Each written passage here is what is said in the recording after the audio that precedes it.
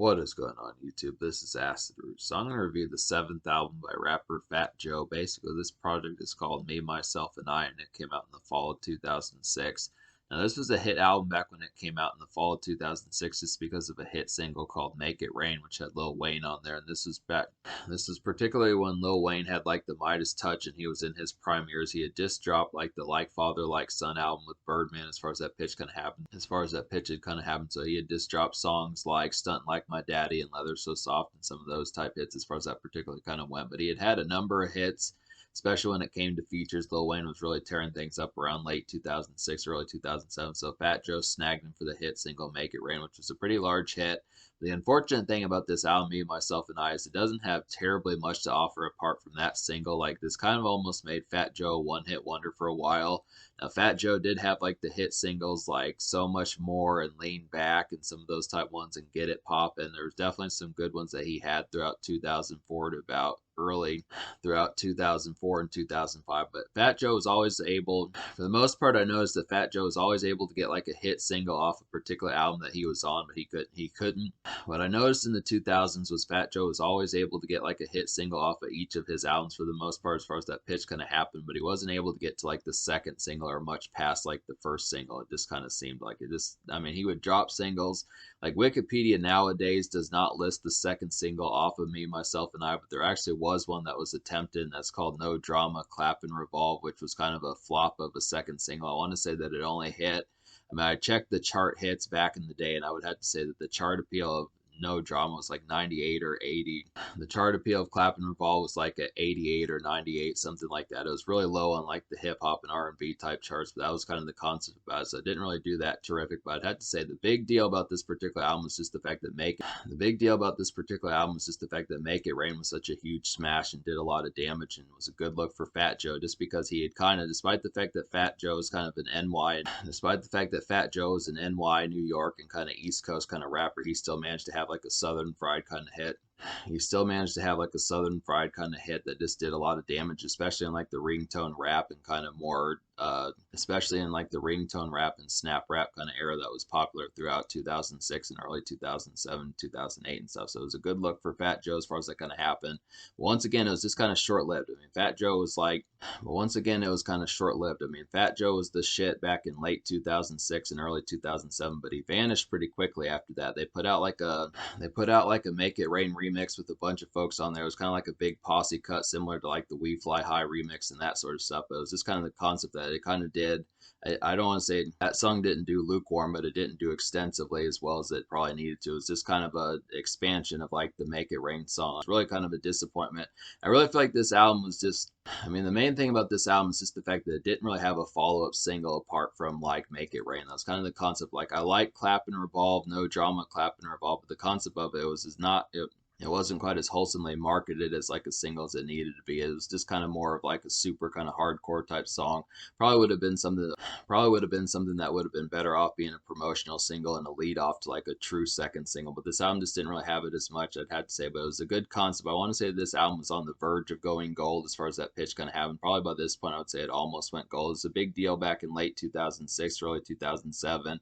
But most folks back in those days kind of saw Fat Joe as just kind of like a one hit wonder off this particular album. This is like, "Make It Rain" was a song that was a breadwinner. It kind of started a trend. This was a big trend of a deal back in the day. This is back in the concept before. I mean, before this song, "Making It Rain" in a strip club and things like that was not quite as wholesomely popular. So this song did kind of help materialize some trend setting as far as that pitch kind of happened. But I just look after it's just kind of the concept that, this is a decent album, but this is not chock full of hits. And especially, I'd have to say, on top of that, this album just does not have a boisterous amount of kind of get crunk kind of songs or just cutting loose kind of songs. So if you're looking for more songs like "Make It Rain," there's really nothing else like that for the most part. I would have to say there's 12 songs on here. It's supposed to be compact, kind of like Blueprint, like Quality by Jay-Z, something like that. Just kind of short and sweet as far as that aspect kind of happened, but it just doesn't wholesomely deliver in terms of the impact. I definitely think an album needs more than one kind of strip club joint if it's going to be shorter like that, just to kind of have the apex of just being able to make sure that it's not just one breadwinner. I mean, I think Fat Joe's kind of going for more. I think Fat Joe's kind of going for more lyricism and imagery as far as that particular pitch kind of happened. But a lot of these productions and overall songs on this particular project just don't add up to a lot of compelling listens as far as that particular mixture kind of goes. This is just kind of a lukewarm and somewhat half-baked kind of album, I'd have to say. But it's just the concept. I mean, I feel like there's some good productions on here. I mean, I feel like there's some decent productions on here, but it just does not contain like the affluence that it particularly kind of needs to kind of convey that properly. It's just kind of the concept. I definitely think there needed to be more hit songs like Make It Rain. Just definitely another song with some ringtone kind of edge towards it and just things like that. There's not a ton of guests on here. I mean, true to the name of the album, it's Me, Myself, and I, minus a game hook and a Lil Wayne hook and a Lil Wayne verse. There's not terribly much elsewise kind of on here and stuff, but it's just kind of the concept. You just have to. So let's go ahead and talk about it. So really, there's two singles on this particular album.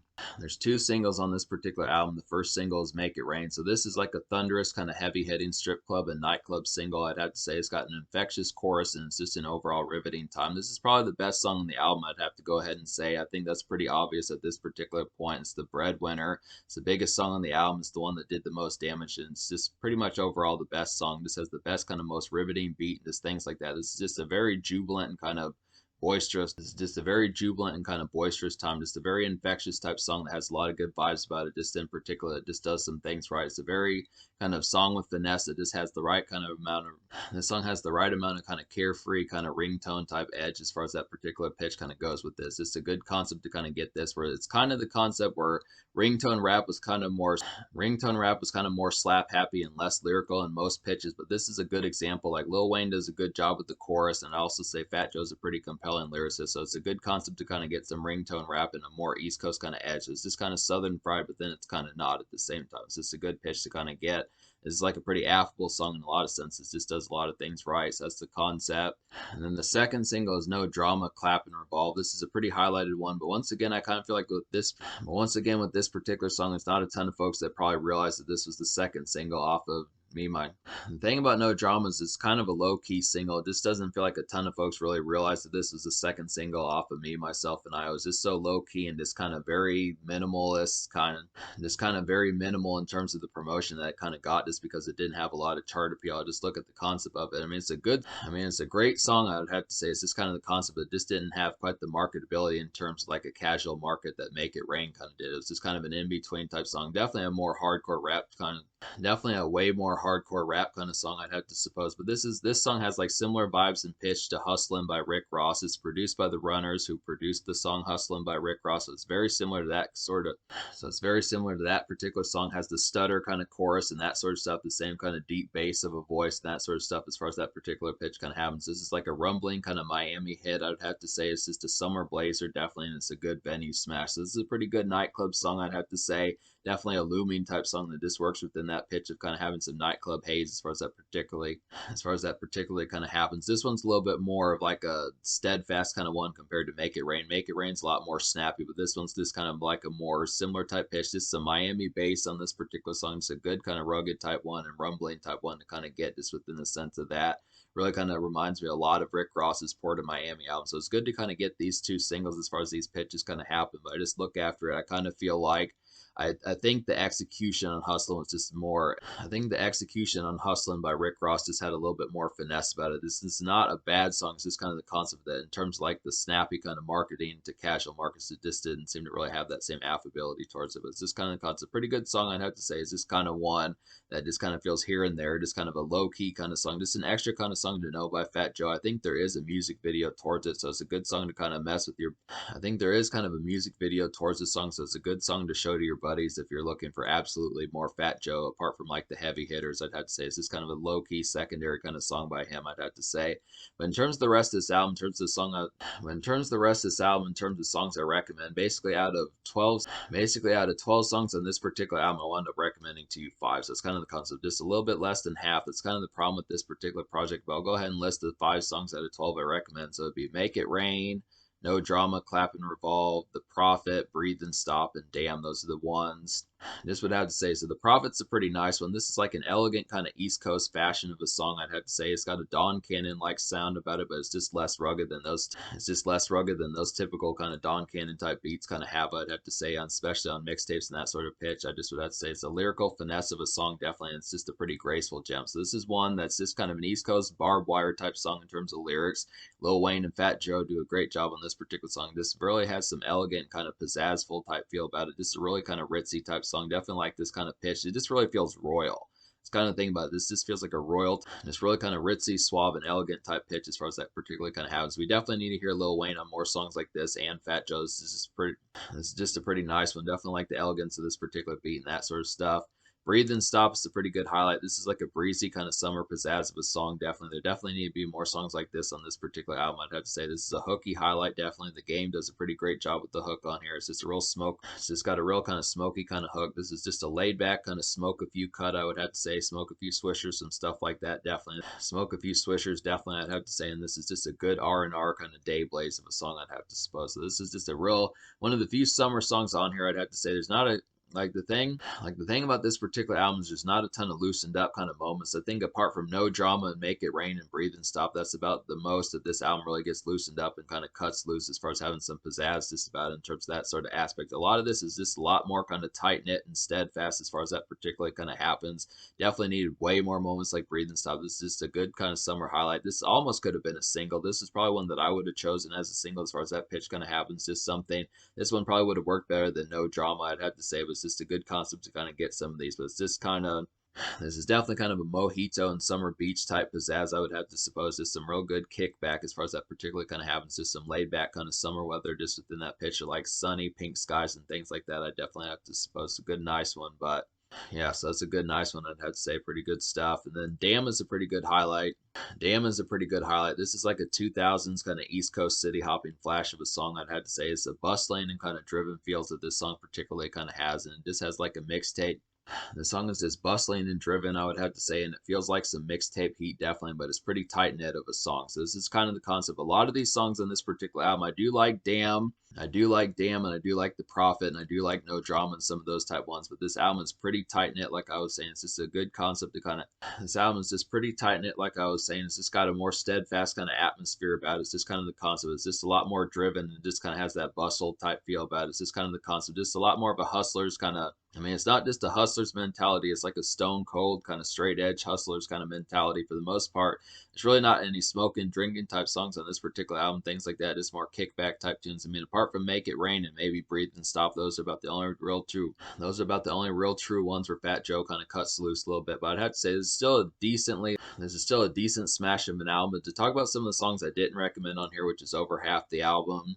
Basically, the rest of these songs in this particular album are just kind of more storytelling and imagery type songs that just don't really have a lot of compelling edge about them. I'd have to say, like Benediction, Mommy, Story to Tell, Hard Not to Kill. Some of these type ones just kind of have more kind of grimy type East Coast type beats that just don't have a lot, or just kind of more grimy East Coast type beats that just don't really have a full blown kind of compelling spark about them. I feel like 50 Cent just pulled off some of these vibes on like the Massacre album a lot better. It's just kind of the pitch that some of these do kind of have some decent beats on them, but just not enough with enough edge to kind of have like that real spark. I definitely feel like Fat Joe needed way more songs like Make It Rain. I'm thinking that's probably what most folks thought also. It's just kind of the pitch behind it as far as this particular album kind of happens. I just would have to suppose there's just some kind of poor ones on here that just had a lot more storytelling type imagery and just a lot more homely type feels in like a more rugged kind of city stepping kind of sense that just was not quite didn't quite have the compelling type recreational type edge that they particularly kind of need. It's just kind of the concept. The Pandemic was kind of an almost song that was kind of like a similar pitch to Damn.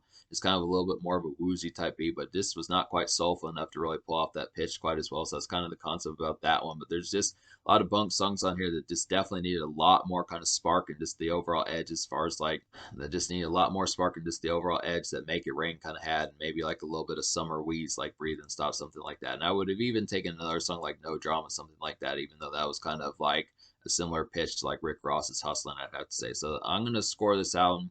So the score I'm gonna give this album, me recommending 5 songs out of 12 on this particular album. I'm gonna go ahead and give this album like a 4.5 out of 10. That's a pretty good pitch to kind of get with this. Just kind of the fact that this album just needed to loosen up a lot more. I like Fat Joe's energy on this particular album. He is a pretty compelling lyricist. He has more lyricism than Jim Jones, who was also kind of a one-hit wonder around this time with his particular album from 2006. But I feel like Jim Jones probably has the better album just because he loosened up a lot more and just had a lot more hits. He had songs like Weatherman and some of those type ones and just other hits off of his particular album. There were tons of other ones that were on the Hustlers POME album that just did a lot more damage, I'd have to say. Fat Joe just kind of has a lot more kind of just trying to bring like the Blueprint type vibes and Reasonable Doubt type vibes that just don't really add up to much they just don't add up to much recreational interest as far as that pitch kind of happens. Just once again needed way more songs like the 2 singles, No Drama and Make It Rain. Definitely need more pitches like that, I'd have to say.